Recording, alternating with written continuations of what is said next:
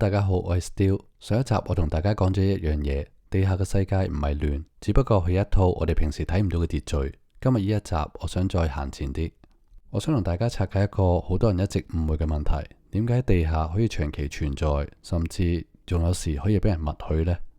好多人一講地下，第一個反應就係反制度、反法律、對抗政府。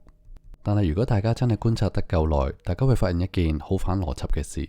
真正長命嘅地下組織係從來唔會正面衝擊制度，因為一正面衝擊就等於逼制度一定要回應。而地下最叻嘅唔係反抗，係避開。佢哋嘅行為唔喺法律入邊寫清楚喺邊個位，而係法律冇寫唔切，或者唔想寫清楚嘅邊界。呢度我想澄清一樣嘢：地下可以存在，但係唔代表佢哋合法，更加唔代表佢哋正當。佢哋存在嘅原因從來唔係道德問題，而係成本問題。對於制度嚟講，每一個選擇都有成本。有時你會發現一個現實：趕佢走太貴，默許佢係最平。而制度永遠係揀成本最低嗰個選項，因為任何制度，無論係公司、組織、政府，最終佢哋想維繫三樣嘢：第一係秩序，第二係穩定，第三係可控制嘅成本。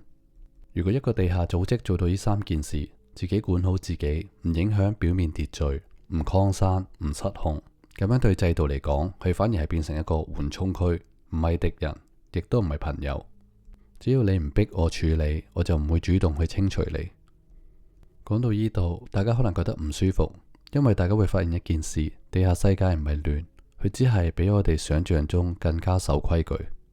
地下係冇模糊嘅地帶，錯就係錯，越界就係代價。冇人會同你講感受，冇人同你講感情。因為一個模糊嘅位，成本就會失控。而地下世界最怕嘅嘢就係失控。其實可以話係同地面嘅世界一樣，好多灰色產業、金融嘅套利、平台經濟、制度知唔知？當然知啦。但係點解唔即刻處理？因為一處理影響嘅唔係一個人，而係成個系統嘅穩定，所以暫時當睇唔到。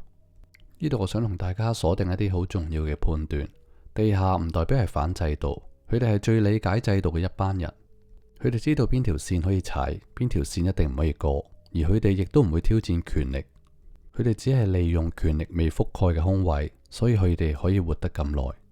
今次講到呢度，我想問大家一條問題：而家大家身處嘅系統有冇一啲規矩，大家都知道，但係冇人講明？而我哋而家享受緊嘅穩定，其實係唔係因為有人幫我哋承擔咗成本？地下秩序唔係教大家行向黑暗，而係教大家睇清楚一樣嘢：當制度解決唔到問題，世界一定會自己衍生咗規則出嚟。問題從來唔係我哋大家認唔認同，而係大家睇唔睇得清楚。呢度係福利人生，我哋下次見啦，拜拜。